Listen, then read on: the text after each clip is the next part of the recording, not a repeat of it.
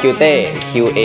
77นะครับผมตัวนี้เป็นมะฮอกกานีทั้งตัวเลยนะครับผมเป็นสเปคไม้เป็นมะฮอกกานีนะครับส่วนฟิงเกอร์บอร์ดจะเป็นโรสวูดกับบริดจ์จะเป็นโรสวูดนะครับแล้วก็มีภาคไฟฟ้าที่เป็น